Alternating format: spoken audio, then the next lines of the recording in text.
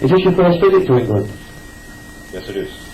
Fantastic. Well, apart from your appearance in the Chinese Connection, Mr. Fury as we know it here, very little is known about your further involvement with Bruce Lee's life. After all, prior to working on Mr. Fury, you've been friends for some, what, 10 years? Tell me, how did you first meet Bruce Lee? I met him through James Lee.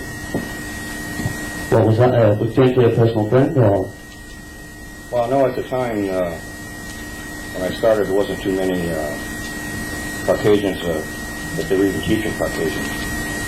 And when I went to Jimmy's house, I went there to, see if I could come back later on and train. He said, I'd take you now. He said, I'll teach you now. Were you surprised by that? Very surprised, yes.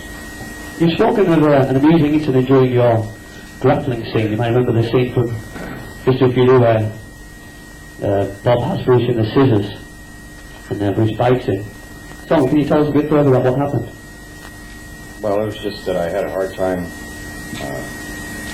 because I wasn't an actor. I didn't know how to respond to it. I mean, he had to really bite me. But apparently, you pulled away very fast, and what happened to Bruce? Oh, I just about pulled his teeth out. Maybe he didn't show it on the film, but he just put his hand over his mouth and almost yanked his teeth out. Terrible. Right, actual, during the fighting scenes, Bruce asked you to fight in the style of Wang Yu, who was a star in Hong Kong at the time, and he said you were sore from the actual force of contact during the different scenes. Did you actually hit each other? Yes, we did in most of the fight scenes. And we were really sparring, except for the few of the camera angles that were where I was imitating Wang Yu. I see. Pardon? Well, during your time in Hong Kong, you made a promotional appearance on Hong Kong TV for Mr. Fury. What took place? Well, that was just a promotional for the Fist of Fury. It's on a few days before, I believe. Really can't, quite a while ago.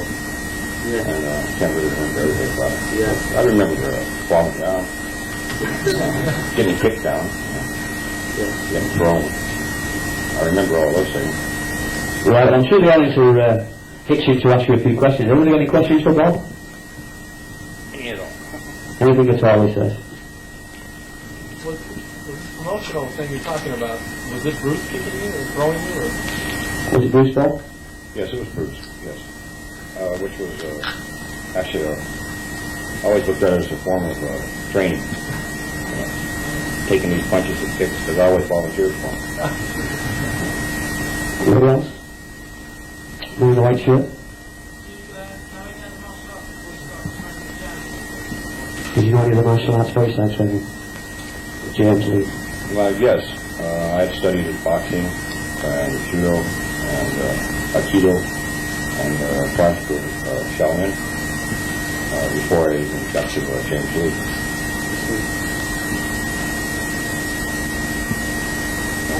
Down the front with the jumper. What's your personal feelings about Bruce?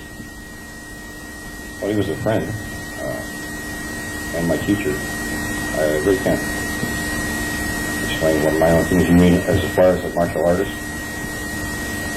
He was great. I never seen anybody better. Amen to that. Pardon? Amen to that. Right, Bob was speaking earlier about Bruce's magnetism on the screen and his charisma. He was telling me something I hadn't realised. There was a method that Bruce used to practice his looks and everything, how he prepares on the screen. Can you tell us about that, Bob, the mirror? Well, it was just he always felt that, well, actually, what should I go back to? This was way before the silent fluid era came out. He always felt that we used to discuss this, that, if he ever was to open another school, that when you walk through the door, there would be these large red curtains there, and then a sign that said, behind these curtains lies the secret. And then when you open up the curtains, there's just a full-length mirror. And that would be the way to get into the school. Rather like the book at the end of the silent fluid. Thank you very much, Bob. Anybody else? Yeah, we always hear about Bruce Lee as well.